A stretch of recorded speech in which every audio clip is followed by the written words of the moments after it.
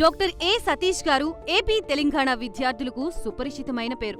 సతీష్ గారు 2001 యూపీఎస్సీ పరీక్షల్లో ఉత్తీర్ణులై Indian railway విభాగంలో ఉద్యోగం సాధించారు. సతీష్ గారు చదివిన చదువులు engineering, MTech, MBA, executive MBA, MSc, MBA HR, MA psychology లాంటి పోస్ట్ గ్రాడ్యుయేషన్ డిగ్రీలతో పాటు డాక్టరేట్ కూడా చదవడం జరిగింది.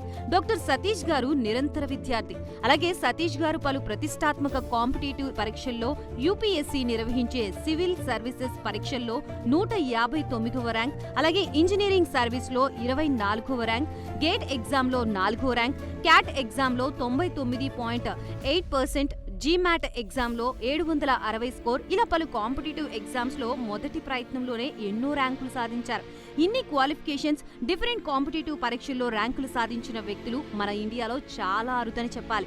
ఇలాంటి అకాడమిక్ల పరంగా, కాంపిటేటివ్ల పరంగా ఇన్ని ర్యాంకులు సాధించడంతో పాటుగా గవర్నమెంట్ ఉద్యోగం చేస్తూ పలు అవార్డులు తీసుకున్నారు. సతీష్ గారికి జనరల్ మేనేజర్ అవార్డు జోనల్ లెవెల్లో, ఆల్ ఇండియా లెవెల్లో నేషనల్ లైఫ్ టైమ్ అచీవ్మెంట్ గుర్తింపులు దక్కాయి. అప్రిసియేషన్ ఆఫ్ ప్రెసిడెంట్ ఇండియా నుంచి గానీ lifetime Sevashri award from Andhra Pradesh మంత్రుల నుంచి అందుకున్నారు. వీటితో పాటు పలు రకాల అవార్డులు అందుకున్నారు. ఎన్నో ప్రతిష్టాత్మక ఆర్గనైజర్స్ సంస్థలో పర్మనెంట్ మెంబర్గా ఉన్నారు.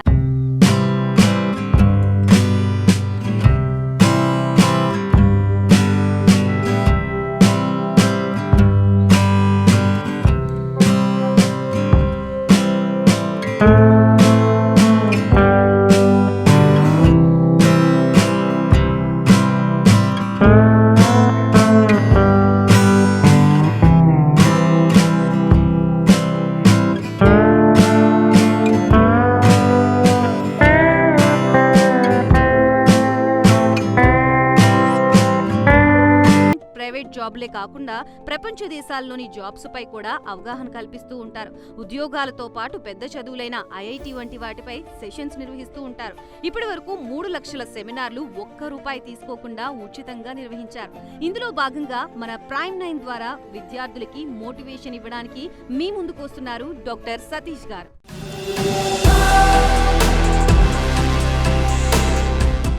ప్రైమ్ 9 ఎడ్యుకేషన్కి స్వాగతం. ప్రైమ్ 9 ఎడ్యుకేషన్లో విద్యా ఉద్యోగ అవకాశాలకు సంబంధించినటువంటి మనం సిరీస్లో భాగంగా చాలా కాంపిటేటివ్ ఎగ్జామ్స్ గురించి అన్నింటి గురించి మనం మాట్లాడుతున్నాం. ఈరోజు మనం 10th క్లాస్ తర్వాత ఎటువంటి ఆప్షన్ తీసుకోవాలి అన్న విషయం మీద మనం ఈరోజు మాట్లాడుకుందాం. ఎందుకంటే చాలామంది స్టూడెంట్స్ 10th క్లాసు మన తెలంగాణలో చూసినట్లయితే 6.5 లక్షల మంది వరకు మనకి ఎగ్జామ్ రాయడం జరుగుతుంది. అట్లాగే ఆంధ్రప్రదేశ్లో చూసినా కూడా ఆల్మోస్ట్ మీకు 5.5 లక్షల వరకు రాయడం జరుగుతుంది. అలాగే దేశవ్యాప్తంగా మనం చూసినట్లయితే ఆల్మోస్ట్ మీకు 2 కోట్ల పైనే మీకు 10th క్లాస్ ఎగ్జామ్ మీకు రాయడం జరుగుతుంది. ఒక 10th క్లాసే మీకు చాలామంది ఎగ్జామ్స్ మనకు రాయడం జరుగుతుంది. సో ఈ 10th క్లాస్ అయిన తర్వాత తీసుకునే టర్న్ ఏదైతే ఉంటుందో మీకు వెరీ వెరీ ఇంపార్టెంట్ లైఫ్లో మనకి. ఎందుకంటే అక్కడ రాంగ్ టర్న్ తీసుకున్నట్లయితే చాలా ఇబ్బంది పడతాం. ఉదాహరణకి మనకి 10th క్లాస్ చదివిన తర్వాత క్లాస్ 11th 12thలోకి మీరు జాయిన్ అవుతున్నటువంటి విద్యార్థులు మీరు చూసినట్లయితే almost more than 60 to 65% of the students 70% వరకు చాలామంది హ్యుమానిటీస్ వైపు వెళ్తున్నారు. అంటే ఆర్ట్స్ కానీ లేకపోతే హ్యుమానిటీస్ ఏదైతే మనకి ఉంటుందో అలాంటి స్ట్రీమ్స్కి వెళ్ళడం జరుగుతుంది. గ్రాడ్యుయేషన్లో చాలా తక్కువ మంది మాత్రమే సైన్స్ వైపు వస్తున్నారు. మన మ్యాథమెటిక్స్ కానీ సైన్స్ వస్తున్నారు. ఇది జనరల్గా అలార్మింగ్ కింద ఉంది మన ఇండియాలో. ఎందుకంటే ఇండియా అనేది ఎక్కువగా టెక్నాలజికల్గా మనకి అవుతున్నటువంటి అవకాశాలు, అలాగే జాబ్ ఆపర్చునిటీస్ కానీ శాలరీస్ కానీ లేకపోతే అబ్రాడ్లో ఉన్న ఆపర్చునిటీస్ ఎక్కువగా సైన్స్ గ్రాడ్యుయేట్స్కి ఎక్కువగా ఉన్నాయి. కాబట్టి జనరల్గా 10th క్లాస్ చదివే స్టూడెంట్స్ చాలా చేస్తున్నటువంటి రాంగ్ డిసిషన్స్ చాలామంది తీసుకుని చాలా తప్పిదాలు జరుగుతుంది. సో ఈ రోజు మనం జనరల్గా 10th క్లాస్ తర్వాత ఉన్నటువంటి అవకాశాలు ఏ విధంగా ఉన్నాయి, ఎలాంటి డిసిషన్ తీసుకోవాలన్న దాని గురించి మనం ఈరోజు మాట్లాడుకుందాం.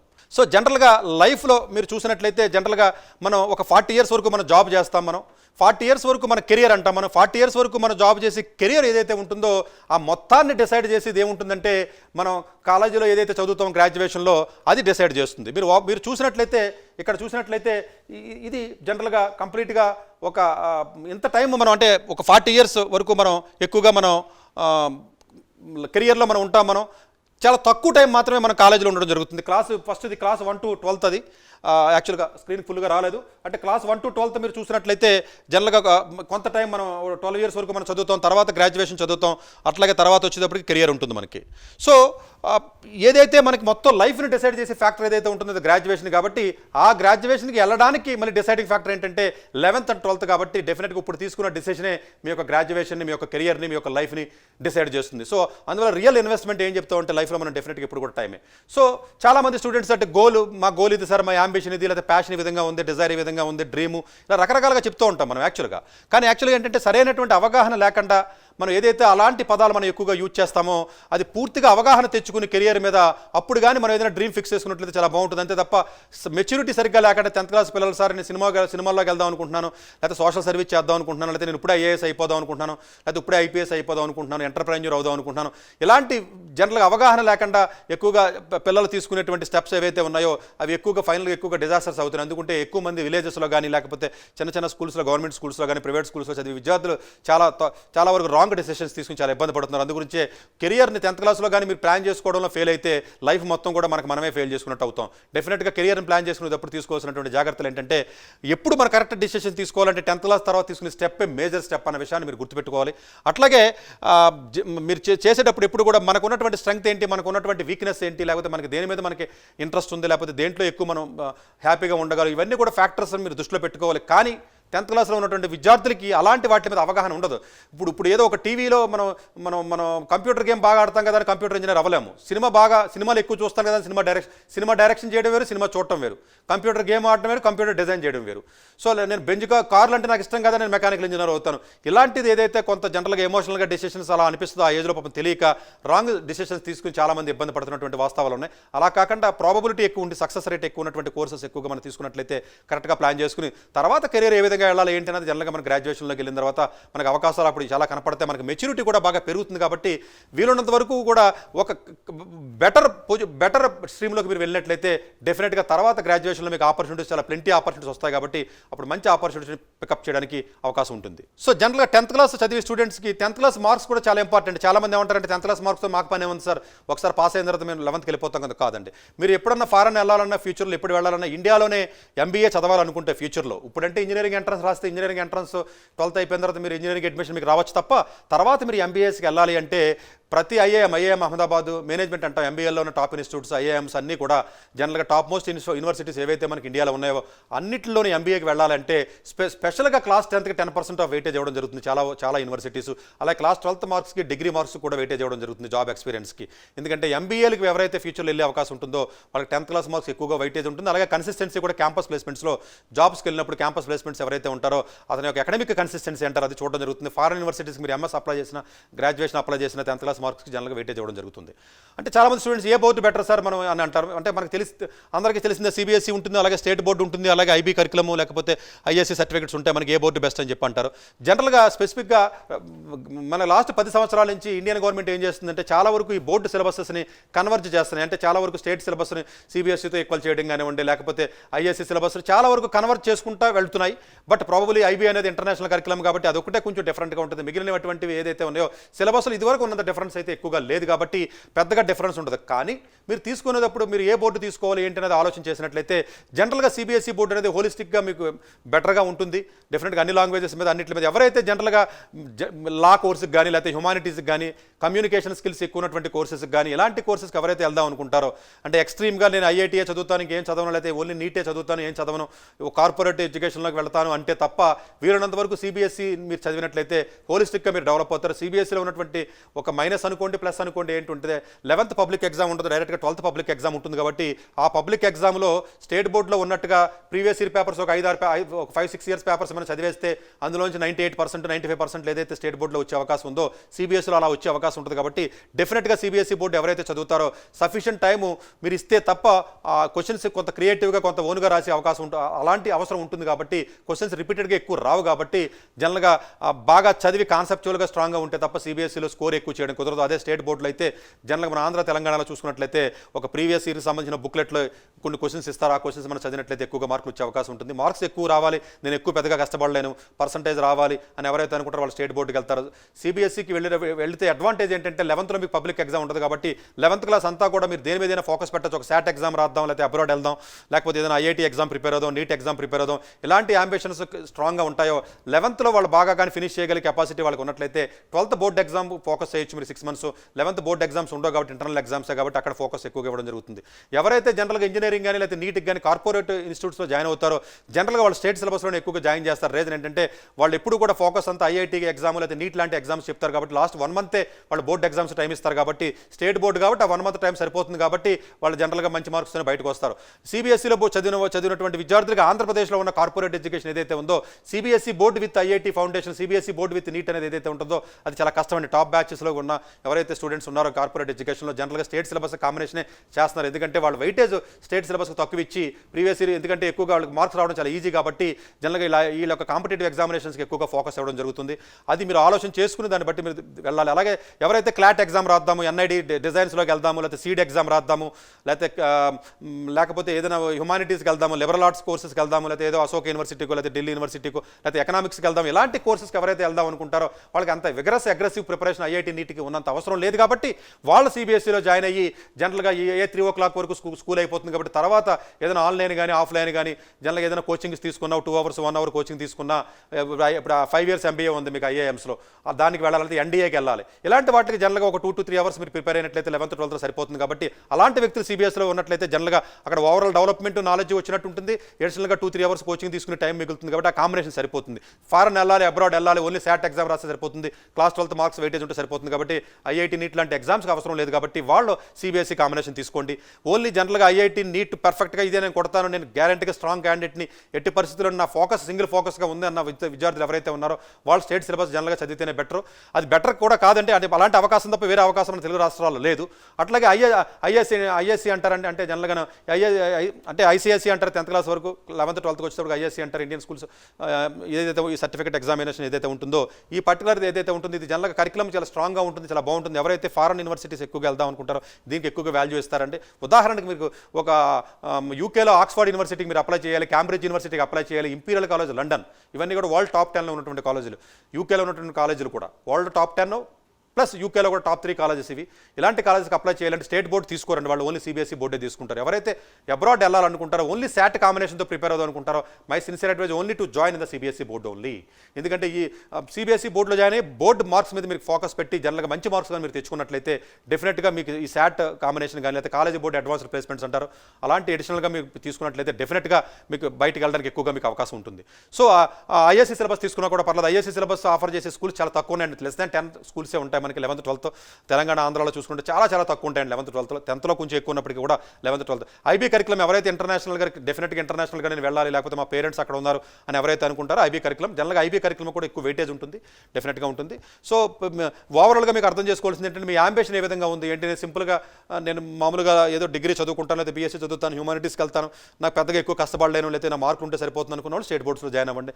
లేదు నేను బెటర్గా నేను చదవగలను అలాంటి అంటే ఆ కంపారిజన్ చేసుకోండి. ఇప్పుడు నేను చెప్పిన పాయింట్స్ అన్ని దృష్టిలో పెట్టుకుని కంపేర్ చేసుకున్నట్లయితే ఏ బోర్డు బెటర్ అనేది మీకు అర్థమవుతుంది. సో జనరల్గా మ్యాథమెటిక్స్ స్ట్రీమ్లో ఉన్న వాళ్ళు ఎవరైతే ఉన్నారో ఇంజనీరింగ్ ఎవరైతే వెళ్దాం అనుకుంటారో ఫైనాన్స్ అంటే చాలామంది అనుకుంటారు ఓన్లీ ఇంజనీరింగ్ అయితే నేను మ్యాథ్స్ కాంబినేషన్ తీసుకోవాలంటారు. కాదండి, చార్టెడ్ అకౌంట్కి వెళ్ళాలన్నా కూడా మ్యాథమెటిక్స్ బ్యాక్గ్రౌండ్ తెలియనటువంటి విద్యార్థులు మాత్రం పాస్ అవుతారు. ఎందుకంటే చార్టెడ్ అకౌంట్లో పాస్ పర్సెంటేజ్ 8% కూడా లేదు త్రూ అవుట్ ఇండియాలో. అంటే 108 మంది మాత్రమే సీఏ పాస్ అవుతున్నారు, చాలా టఫ్గా ఉంటుంది. కాబట్టి మ్యాథమెటిక్స్ ఎవరైతే ఎక్కువ బాగా చదువుతారో లాజికల్గా థింకింగ్ ఎబిలిటీ పెరుగుతుంది, అనలిటికల్గా పెరుగుతుంది, ఇంటర్ప్రిటేషన్ స్కిల్స్ ఎక్కువగా ఉంటాయి. కాబట్టి మ్యాథమెటిక్స్ చదివినటువంటి విద్యార్థులు చార్టెడ్ అకౌంట్లో క్వాలిఫైయింగ్ ఎక్కువ ఉంటుంది. అలాగే లా ఎంట్రన్స్లో కూడా క్లాట్ ఎగ్జామ్ అనేది ఎంపీస్ అవసరం లేదు, కానీ జనరల్గా మ్యాథమెటిక్స్ కాంబినేషన్ చదివిన వాళ్ళు ఎక్కువగా సక్సెస్ రేట్ కానీ లేదా జాబ్ ఆపర్చునిటీస్ కానీ టెక్నాలజీ నేర్చుకోవడం కానీ నీట్గా అవకాశం ఉంటుంది. అలాగే ఎకనామిక్స్ ఫైనాన్స్ లాంటి సబ్జెక్టులు చదవాలన్నా కూడా గ్రాడ్యుయేషన్లో మీరు ఇంటర్లో హెచ్ఈసీలు ఎంఈసీలు కంటే కూడా అదే మ్యాథమెటిక్స్ కాంబినేషన్లో ఎంఈసీ కానీ ఎంపీసీ కానీ తీసుకున్నట్లయితే జనరల్గా ఎక్కువగా అవకాశాలు ఉంటాయి. టెక్నాలజీ ఎంత ప్రపంచం మొత్తం కూడా టెక్నాలజీ వైపు వెళ్తుంది, ప్రతి దాంట్లో కూడా టెక్నాలజీ ఉంది. ఒక ఫిజిక్స్లో ఉంది, ఒక హిస్టరీలో ఉంటుంది, ఒక జాగ్రఫీలో ఉంది, ఒక ఫైనాన్స్లో ఉంది, ఒక అకౌంట్స్లో ఉంది, ఒక ఎకనామిక్స్లో ఉంది, లేకపోతే మీరు ఏది ఒక మెడికల్లో ప్రతి దాంట్లో కూడా టెక్నాలజీ ఉంది. ఈవెన్ లాలో కూడా మీకు టెక్నాలజీ ఉంది, కార్పొరేట్ లాగా ప్రతి దాంట్లో టెక్నాలజీ వస్తుంది. టెక్నాలజీని మీరు అండర్స్టాండ్ చేసుకోవాలి అంటే రానున్న రోజుల్లో ప్రతిదీ ఇప్పుడు ఉన్నటువంటి ప్రతి అడ్వాన్స్డ్ టెక్నాలజీ ప్రతి సబ్జెక్ట్కి అనుసంధానం అయిపోయి పార్ట్ ఆఫ్ ది సిలబస్ అయిపోయింది. కాబట్టి డెఫినెట్గా మ్యాథమెటిక్స్ అనేది 11th 12th ఎట్టి పరిస్థితులను వదలడం కంటే మీరు అది తీసుకున్నట్లయితే కొంచెం ఇబ్బంది అయినా మ్యాథ్స్ ఇంట్రెస్ట్ లేకపోయినా ఇబ్బంది అనిపించినా కూడా ఆ సబ్జెక్ట్ని మీరు అన్లెస్ వెరీ తప్పదంటేనే మాత్రమే మీరు దాన్ని అవాయిడ్ చేయండి, అదర్వైజ్ మీరు అవాయిడ్ చేయొద్దు. సో బయాలజీ స్ట్రీమ్ ఎవరైతే తీసుకుంటారో జనరల్గా మెడికల్ స్ట్రీమ్కి ఎవరైతే వస్తారో వాళ్ళకి నేను చెప్పే సలహా ఏంటంటే జనరల్గా మెడికల్లో సీట్లు మనకు బాగా పెరిగిన ఆల్మోస్ట్ 1,00,000 వరకు ఉన్నాయండి. ఇప్పుడు మన 93,000 ఉన్నాయి. నెక్స్ట్ ఇయర్ 1,00,000 అవుతాయని చెప్పి సెంట్రల్ గవర్నమెంట్ ఆల్రెడీ అనౌన్స్ చేయడం జరిగింది. కాలేజీలు కూడా పెంచడం జరిగింది. ఒక్కొక్క జిల్లాకు ఒక్కొక్క కాలేజ్ ఇస్తారని సెంట్రల్ గవర్నమెంట్ ఆల్రెడీ అనౌన్స్ చేయడం జరిగింది. సో ఈ 1,00,000 సీట్లో 50,000 గవర్నమెంట్ సీట్లు ఉంటాయి, 50,000 ప్రైవేట్ సీట్స్ ఉంటాయి మనకి. సో జనరల్గా ఎవరైతే ఎంబీబీఎస్కి వెళ్దాం అనుకుంటారో జనరల్గా బైపీసీ తీసుకుంటారు. కాకపోతే అందులో ఉన్నటువంటి చిన్న డ్రాబ్యాక్ ఏంటంటే బైపీసీలో ఒకవేళ గవర్నమెంట్ సీట్లో మీకు వచ్చినప్పటికీ కూడా అన్ఫార్చునేట్గా India is the only country in the entire world PG seats less than the UG seats అండి. ఎందుకంటే జనరల్గా అన్ని దేశాల్లో ప్రపంచంలో జనరల్గా పీజీ సీట్స్ యూజీ కంటే ఎక్కువ ఉంటాయి. ఎందుకంటే మన యూజీ స్టూడెంట్ దగ్గరికి వెళ్ళి ఎక్కడ కూడా ట్రీట్మెంట్ చేయించుకోం. డెఫినెట్గా పీజీ కాలేజీలోనే మనం పీజీ ఉంటే కానీ మన మెడికల్ డాక్టర్ కింద మనం గుర్తించాం కాబట్టి పీజీ మ్యాండేటరీ కాబట్టి చాలామంది average families middle class families నుంచి ఎంబీబీఎస్ పాపం కష్టపడి సీట్ తెచ్చుకుని వెళ్ళిన తర్వాత పీజీలో కాంపిటీషన్ ఎక్కువ ఉండడం కానీ రిజర్వేషన్ పాలసీ ఉండడం కానీ వాట్ ఎవర్ ద రీజన్స్ వల్ల సీట్ రాకపోతే ఎంబీబీఎస్తో ఆగిపోవాల్సి వస్తుంది. ఎందుకంటే అలా ఆగిపోయినప్పుడు ఆ ఎంబీబీఎస్ డిగ్రీకి వాల్యూ లేకుండా అయిపోతుంది. కాబట్టి 1-2 సార్లు మీరు మెడికల్లోకి ఎంటర్ అయ్యేటప్పుడు కొంచెం ఫైనాన్షియల్గా కూడా కొంచెం ఆలోచన చేసుకోవాల్సిన సందర్భం ఉంటుంది.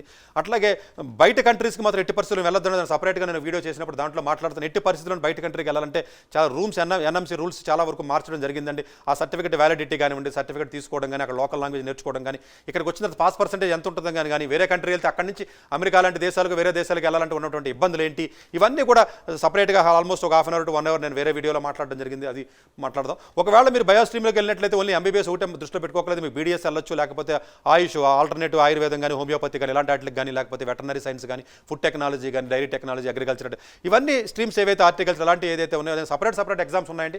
NEET exam is only for the MBBS, BDS లేకపోతే వెటర్నరీ ఆయుష్ తప్ప మిగిలిన వాటికి నీట్ ఎగ్జామ్కి సంబంధం లేదు. మిగిలిన అన్నింటికి ఎంసెట్ ద్వారా లోకల్లో ఉన్నటువంటి ఎంసెట్ ఏదైతే ఉంటుందో తమిళనాడు సెట్ ఎగ్జామ్ రాసుకుని మీరు వెళ్ళొచ్చు.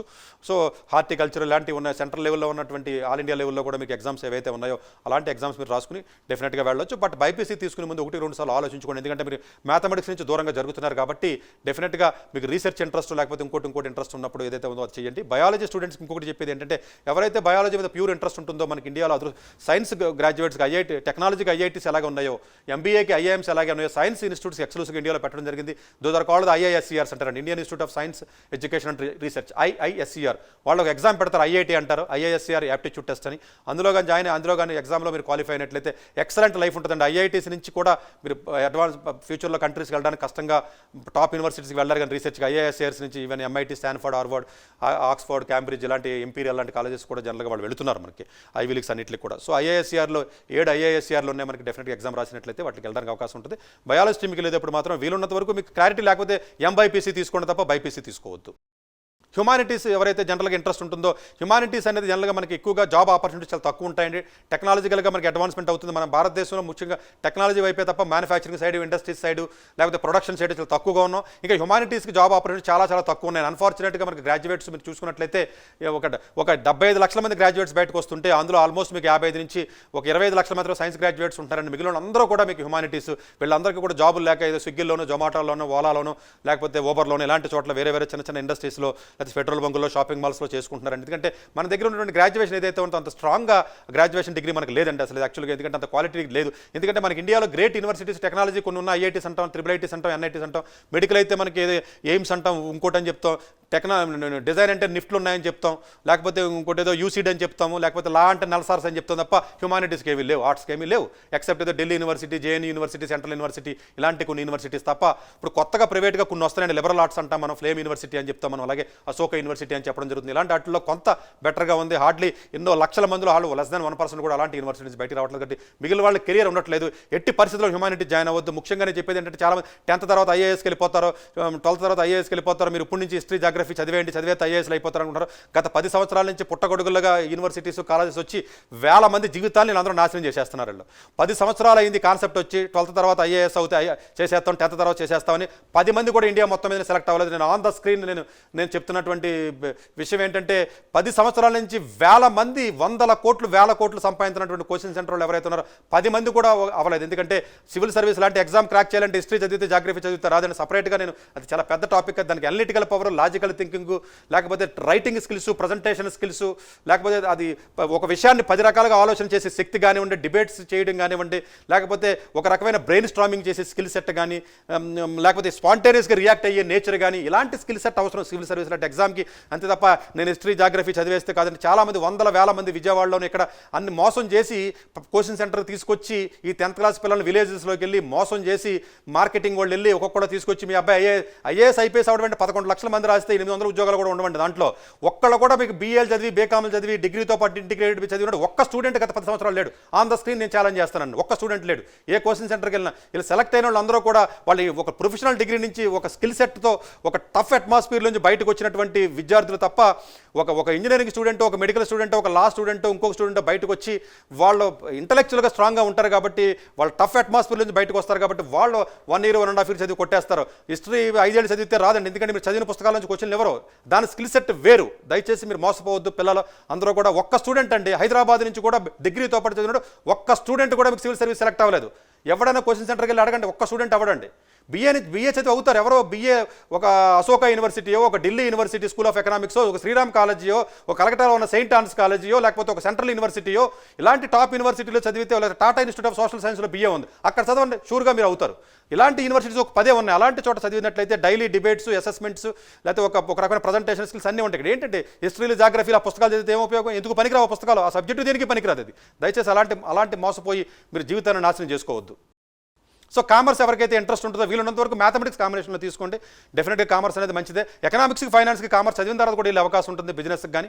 సో డెఫినెట్గా ఎంఈసీ లాంటి సబ్జెక్ట్ తీసుకున్నట్లయితే రేపు ఎంబీఏ కానీ ఫైనాన్స్ కానీ వెళ్ళొచ్చు. కాకపోతే ఇప్పుడు అంతా ఎంబీఏ అంతా కూడా జనరల్గా business analytics, data science, risk management, quantitative finance ఇలా మ్యాథమెటికల్గా డెవలప్మెంట్స్ వస్తున్నాయి కాబట్టి మొత్తం వరల్డ్ అంతా కూడా వీలున్నంత వరకు కూడా మీరు మ్యాథమెటిక్స్ కాంబినేషన్లో ఎంపీసీ తీసుకుని మీరు జనరల్గా ఏదైనా ప్రొఫెషనల్ డిగ్రీ చదివి ఎంబీఏ చదివినట్లయితే ఎక్కువగా క్రేజ్ ఉంది కాబట్టి వీలున్నంత వరకు కామర్స్ కూడా వీలున్నంత వరకు అవాయిడ్ చేసి ఎంపీసీ తీసుకుని వెళ్ళండి, లేదంటే ఎంఈసీ అన్న తీసుకుని రేపొద్దున వెళ్ళండి. ఎందుకంటే మీకు ఆప్షన్స్ తగ్గిపోతాయి జనరల్గా.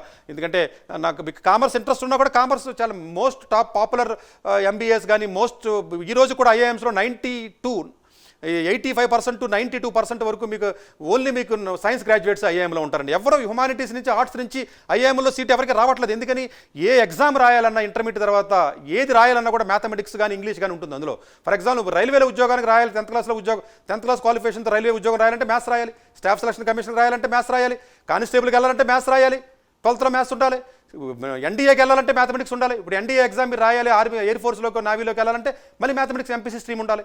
మీరు ఎలిజిబిలిటీకి వచ్చేటప్పుడు ప్రతి ఎగ్జామ్లో మ్యాథమెటిక్స్ ఉంటుంది, ప్రతి ఎగ్జామ్లో రీజనింగ్ ఉంటుంది, ప్రతి ఎగ్జామ్లో కాంపిటేటివ్ ఎగ్జామ్లో ఇంగ్లీష్ ఉంటుంది. కాబట్టి మీరు వీలున్నంత వరకు కూడా maths stream, physics, chemistry stream ఏదైతే ఉంటుందో వీలున్నంత వరకు దాంట్లోనే ఉండే ఎట్టి పరిస్థితుల్లోనూ స్ట్రీమ్ మీరు డైవర్ట్ అయినట్లయితే మీకు ఆప్షన్స్ 70-80% వరకు మొత్తం భూస్థాపితం అయిపోతాయి, మీకు ఆప్షన్స్ ఉండవు. దయచేసి మీరు అలా చేయదు, నేను 5 ఏళ్ళు కామర్స్ చదివేస్తే గ్రేట్ అయిపోతాను అలాంటి కాన్సెప్ట్ ఉండదండి. ఈవెన్ 4 నెలలు 5 నెలలు కూడా మీకు చాలా టాప్ క్వాలిటీ డిగ్రీతో వెళ్ళాలి మీరు, అంతే తప్ప క్వాలిటీ కోర్సు కాదు. మంచి కాలేజీకి వెళ్ళి చదువు అనేది ఏదైతే ఉందో అది ఇంపార్టెంట్. సో జనరల్గా నేను మ్యాథమెటికల్ కోర్సుని 80% మ్యాథమెటిక్స్ సబ్జెక్ట్ని వదలొద్దు. మ్యాథమెటిక్స్ అనేది ప్రతి దానికి ఆగిపోతే ప్రపంచం మొత్తం మ్యాథమెటిక్స్ మీద నడుస్తుంది ఇప్పుడు. ప్రతి కోర్సు, ప్రతి టెక్నాలజీ, ప్రతి దాంట్లో కూడా logical thinking, analytical thinking, dot connection, ప్రతి స్కిల్ సెట్ కూడా ప్రతి కాంపిటేటివ్ ఎగ్జామ్లు ఇండియాలో ఉన్న ప్రతి కాంపిటేటివ్ ఎగ్జామ్ ఎక్సెప్ట్ గ్రూప్ 1 లేదా గ్రూప్ 2 లాంటి తప్ప ప్రతి దాంట్లో కూడా మ్యాథమెటిక్స్ ఉంటుంది. సో డెఫినెట్గా అందు గురించే కదండి గ్రూప్ 1, గ్రూప్ 2కి లక్షల మంది ఎందుకు రాస్తున్నారంటే సరైనటువంటి ఉద్యోగ అవకాశాలు లేక లక్షల మంది బయటకు వచ్చి రోడ్ల మీద తిరుగుతున్నారు. స్పోర్ట్స్ కూడా వీలున్నంత వరకు మీరు వదలొద్దు. స్పోర్ట్స్ ఎవరైతే ఆడతారో జనరల్గా వాళ్ళకి ఫెయిల్ అవ్వడం అలవాటు ఉంటుంది. ఎందుకంటే ఫెయిల్యూర్స్ని ఎక్కువగా ఎవరైతే చూస్తారో లైఫ్లో కూడా ఫెయిల్యూర్ వచ్చిన డిప్రెషన్స్ అవ్వకుండా ఉంటారు. కాబట్టి స్పోర్ట్స్లో ఎక్కువగా ఓడిపోవడం గెలవడం అలవాటు అవుతుంది. కాబట్టి లైఫ్ కూడా అలాంటి అలవాటు అయ్యే అవకాశం ఉంటుంది. కాబట్టి స్పోర్ట్స్ వీలున్నంత వరకు మీరు వదలొద్దు. అలాగే ఏదైనా చోట మీరు ఫెయిల్ అయినా కూడా ఫెయిల్ అవ్వడం వేరంటే ఫెయిల్యూర్ అవ్వడం వేరు. ఫెయిల్యూర్ అయినట్టు కాదు, ఏదైనా ఒక దాంట్లో ఫెయిల్ అయితే ఎగ్జామ్లో కూడా సబ్జెక్ట్లో కానీ మీకు మ్యాథమెటిక్స్ రాలేదు, ఇంకోటి ఫెయిల్ అయ్యారు, తక్కువ మార్కులు వచ్చినాయి, మీరు మీతోనే కంపేర్ చేసుకోండి, అంతే తప్ప మీరు వేరే వాళ్ళతో కంపేర్ చేసుకోవచ్చు. నిన్నటికంటే ఈ రోజు బెటర్ అయితే మీరు సక్సెస్ అయినట్టు తప్ప ఎవరు వచ్చేది మోటివేషన్ చేసేసి మీరు గొప్పలు అయిపోతారు, మీరు లీడర్లు అయిపోతారు, కాళ్ళు లేనోడు అది సాధించాడు, వీళ్ళు లేనోడు అది సాధించాడు, ఇవన్నీ మోటివేషనల్గా ఎమోషనల్గా ఉంటాయి తప్ప అలా కాదండి. మీరు చక్కగా కంపేర్ చేసుకోండి. మీరు ఎవరితో కంపేర్ చేసుకోవద్దు. మీరు వేరే వాళ్ళలో ఉండడానికి ట్రై చేయొద్దు. మీరు మీలాగా ఉండండి. మీకు ఏం కావాలో మీరు ట్రై చేయండి. నిన్నటికంటే ఈ రోజు బెటర్గా ఉన్నట్లయితే సరిపోతుంది. ఫెయిల్ అవ్వడం, డిప్రెషన్ అవ్వడం, సూసైడ్ చేసుకోవడం అలాంటి చేయకూడదండి. ఎవరు హెల్ప్ చేయరండి మన భూమి మీద. మనమే హెల్ప్ చేసుకోవాలి, మన మీదే డిపెండ్ అవ్వాలి. పక్కన మనం మోసం చేశాడు, పక్కన మనకి హెల్ప్ చేయలేదు అనుకోవద్దండి. మనమే హెల్ప్ చేసుకుని మనమే ముందుకు వెళ్ళాలి తప్ప కాన్ఫిడెంట్గా ఉన్నట్లయితే ఎటువంటి ఇబ్బంది లైఫ్లో ఉండదు మనకి. ఏది కూడా సోషల్ మీడియా కానీ లేకపోతే anything excess is always a poison అండి. స్వామి వివేకానంద చెప్పారు. ఏది ఎక్సెస్ అవ్వకూడదండి మనకి. ఫుడ్ దగ్గర నుంచి ఏది ఎక్సెస్ అయినా కూడా డేంజరే. కాబట్టి వీలున్నంత వరకు సోషల్ మీడియాస్కి వాటికి కూడా లిమిటెడ్ పీరియడ్ పెట్టుకుని కెరియర్ మీద ఎక్కువగా ఫోకస్ పెట్టి ముందుకెళ్ళి సరిపోతుంది. అలాగే మీరు కోర్సు డిసైడ్ చేసుకున్నప్పుడు మీరు ఎక్కువగా ఓవర్ ఎస్టిమేట్ వేసుకోవద్దు, అండర్ ఎస్టిమేట్ వేసుకోవద్దు, ఎమోషనల్గా డిసిషన్స్ తీసుకోవద్దు. మీరు లెవెల్ బట్టి నేను ఐఐటీకి వెళ్ళిపోతారని చెప్పి 2-3 లక్షలు కట్టేసి మీరు ఎస్టిమేట్ మీకు ఎమోషన్తోనో ఓవర్ కాన్ఫిడెన్స్తో ఎవడో మోటివేట్ చేశాడు కదా అని చెప్పేసి మీరు వెళ్ళి జాయిన్ అయిపోవడం ఇబ్బంది పడడం కదండి. ఎప్పుడు కూడా మీరు ఎస్టిమేట్ ఓవర్ ఎస్టిమేట్ చేయకుండా అండర్ ఎస్టిమేట్ చేయకుండా మీకు తగ్గట్టుగా మీరు ఎంసెట్ అయితే ఎంసెట్ ట్రై చేయండి, మెయిన్స్ అయితే మెయిన్సే ట్రై చేయండి సపరేట్గా, అడ్వాన్స్ అయితే అడ్వాన్సే ట్రై చేయండి, వీఐటీకి వెళ్తే వీఐటీకే ట్రై చేయండి. అంతే తప్ప నేను యావరేజ్గా ఉన్న పర్లేదు నేను బాగా ఎక్స్ట్రీమ్గా పెర్ఫామ్ చేస్తానని చెప్పేసి ఏదో కోచింగ్ సెంటర్కి వెళ్ళిపోయి టాప్ బ్యాచ్లోకి వెళ్ళిపోరు మా అబ్బాయి, లేకపోతే నేను టాప్ బ్యాచ్లోకి వెళ్ళిపోతాను అది చేస్తాను ఇది చేస్తానని చెప్పేసి అలాంటిది ఏది చేయకూడదండి. అట్లాగే జనరల్గా నేను చెప్పాను కదా, మ్యాథ్స్ యావరేజ్గా ఉన్న మ్యాథ్స్ వీక్గా ఉన్నా కూడా వీళ్ళంతకు మ్యాథమెటిక్స్ని వదలొద్దండి. ఎలాగా అదే సోషల్ స్టడీస్ కానీ స్ట్రాంగ్గా ఉండి ఇంగ్లీష్ స్కిల్స్ ఉన్నట్లయితే మీరు లా కోర్సెస్కి అప్లై చేయండి, నలసారి చాలా బాగుంటుంది. అలాగే డిజైన్ కోర్సెస్ ఎవరైతే క్రియేటివ్ థింకింగ్ ఉంటుందో యూసీడీ ఎగ్జామ్ ఉంటుంది, సీడీ ఎగ్జామ్ ఉంటుంది, అలాంటి కోచింగ్ సెంటర్స్ బయట దొరుకుతున్నాయి. ఎన్ఐడీస్ కూడా వెళ్ళొచ్చు, నిఫ్ట్ కూడా వెళ్ళొచ్చు. అట్లాగే క్రియేటివిటీ స్ట్రాంగ్గా ఉన్నప్పుడు అలాగే మెడికల్కి కానీ అబ్రాడ్ ప్రోగ్రామ్స్కి వెళ్ళాలంటే ఏదైనా వేరే కంట్రీస్ వెళ్ళాలన్నా కూడా జనరల్గా అబ్రాడ్ కానీ ఇలాంటి వెళ్ళాలన్నా కూడా మీరు సిబిఎస్ఈ కాంబినేషన్తో మ్యాథ్స్ తీసుకోవచ్చు. అలాగే రీసెర్చ్ ఏదైతే ఉంటుందో రీసెర్చ్ ఇంట్రెస్ట్ ఉన్నటువంటి వ్యక్తులు ఎవరైతే ఉన్నారో ఐఏఎస్ఆర్ యాప్టిట్యూడ్ టెస్ట్ అని ఏదైతే చెప్పానో ఐఐటీ ఎగ్జామ్ చేసుకోండి. గవర్నమెంట్ జాబ్స్ ఇంట్రెస్ట్ ఉన్న ప్రతి ఓడు మ్యాథమెటిక్స్లో ఉండాలి, బయటకు రాకూడదు, ఇంగ్లీష్ ఇవి ఉండాలి. సో ఇలాంటి కాంబినేషన్ చూసుకుని వీలున్నంత వరకు ఎట్టి పరిస్థితుల్లోనూ మీకు ఎక్కువ ఆపర్చునిటీస్ ఉన్నాయి ఏదైతే చూడండి. అలాగే స్కాలర్షిప్స్ డబ్బులు లేకపోయినా కూడా చాలా సంస్థలు స్కాలర్షిప్స్ ఇవ్వడం జరుగుతుంది. నేను స్పీడ్గా రన్ చేస్తానండి, సో టైం అవుతుంది కాబట్టి మీరు ఒకసారి దాన్ని ఫ్రీ చేసుకుని తర్వాత నోట్ చేసుకోండి. సో మీరు చూసుకున్నట్లయితే స్కాలర్షిప్ ఇవన్నీ కూడా జనరల్గా 10th క్లాస్లో ఉన్నటువంటి మార్క్స్ మీకు మంచి మార్క్స్ వచ్చినట్లయితే 8.5, 9, 6.5, 7.5 వచ్చినప్పటికీ కూడా ఇవన్నీ కూడా ఈ స్కాలర్షిప్స్ ఏవైతే మీకు క్లియర్గా ఇందులో కనపడుతున్నాయో ఆ స్కాలర్షిప్స్ అన్నింటిలో కూడా మీరు అప్లై చేసుకోండి. జూన్ జూలై వరకు లాస్ట్ డేట్ ఉంటుంది. ఇవన్నింటిలో కూడా మీరు అప్లై చేసుకున్నట్లయితే మీకు స్కాలర్షిప్స్లో మీకు డబ్బులు వచ్చే అవకాశం ఉంటుంది. సో ఏఐసిటీ ద్వారా వాళ్ళు ఎవరితో ఇస్తారు మీకు, ఈవెన్ ఇన్ఫోసిస్ వాళ్ళు ఉన్నారు, డాక్టర్ ఏపీ అబ్దుల్ కలాం గారిది ఉంది. అలాగే పిఎం ప్రైమ్ మినిస్టర్ స్కాలర్షిప్స్ కానివ్వండి, శిక్ష కానీ, టాలెంట్ టెక్స్ అని కొన్ని కోచింగ్ సెంటర్స్ ఉంటాయండి, ఆంతి ఆకాశ్ వాళ్ళు కండక్ట్ చేయడం కానీ ఇవన్నీ కూడా. సో ఇప్పుడు సరోజిని దామోదరి ఫౌండేషన్ అండి, సీఈఓ ఇన్ఫోసిస్ వైఫ్ వాళ్ళు ఎవరైతే ఉన్నారో వాళ్ళు కండక్ట్ చేస్తున్నారు.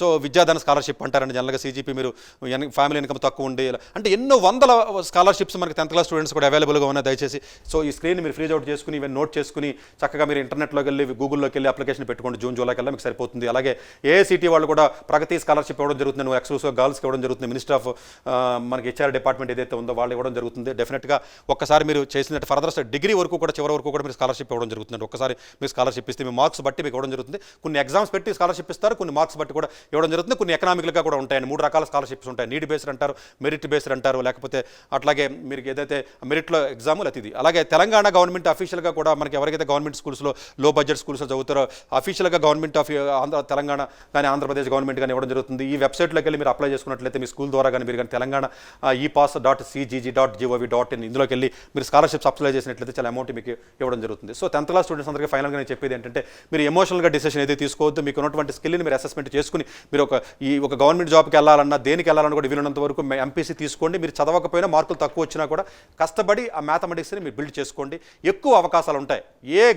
ఎటువంటి గవర్నమెంట్ జాబ్కి వెళ్ళాలన్నా, ఎటువంటి టెక్నాలజికల్ అండర్స్టాండ్ అవ్వాలన్నా, ఎంబీఏకి వెళ్ళాలన్నా, దేనికి వెళ్ళాలన్నా కూడా ప్రతిదీ టెక్నాలజీతో ముడిపడి ఉంది కాబట్టి ఫ్యూచర్ అంతా టెక్నాలజీయే కాబట్టి దయచేసి మీరు బీఏలు, బీకాములు ఇలాంటి హ్యుమానిటీస్, ఆర్ట్స్ సబ్జెక్టులకి స్ట్రైట్ అవే నేను రికమెండ్ చేస్తున్నాను. ఎట్టి పరిస్థితుల్లో వద్దండి, ఎక్సెప్ట్ టాప్ 10 కాలేజెస్ అయితే తప్ప. అన్ఫార్చునేట్గా ఇండియాలో హ్యుమానిటీస్ స్టూడెంట్స్ 70%, 65% హ్యుమానిటీస్ చదువుతున్నప్పటికీ కూడా వాళ్ళకి ఎటువంటి కాలేజెస్ ఇండియా కల్పించలేదు. ఓన్లీ టెక్నాలజికల్గా మెడికల్లో లేకపోతే వీటికో డిజైన్స్ కూడా లాగా ఉన్నాయి తప్ప హ్యుమానిటీస్కి లేవు కాబట్టి వీళ్ళంత వరకు అవాయిడ్ చేయడానికి ట్రై చేయండి. మీకు ఇబ్బంది ఉన్నా నేర్చుకోండి, చక్కగా యూట్యూబ్లో ఫ్రీగా ఉన్నాయి కాబట్టి అవన్నీ చేసుకుని ఒక అవేర్నెస్తో ముందుకెళ్ళి స్టూడెంట్స్ అందరూ కూడా మంచి డెసిషన్ తీసుకుని బాగా వృద్ధిలోకి రావాలని మనస్ఫూర్తిగా కోరుకుంటున్నాం. సో ఇదండి ఈరోజు ప్రైమ్ 9 ఎడ్యుకేషన్ కార్యక్రమంలో విద్యా ఉద్యోగ అవకాశాల్లో 10th తర్వాత ఉన్నటువంటి ఆపర్చునిటీస్ గురించి మనం డిస్కస్ చేయడం. మరింత ఇంకొక ఎపిసోడ్తో వేరే ఆపర్చునిటీస్ సంబంధించినటువంటి మనం కలుద్దాం.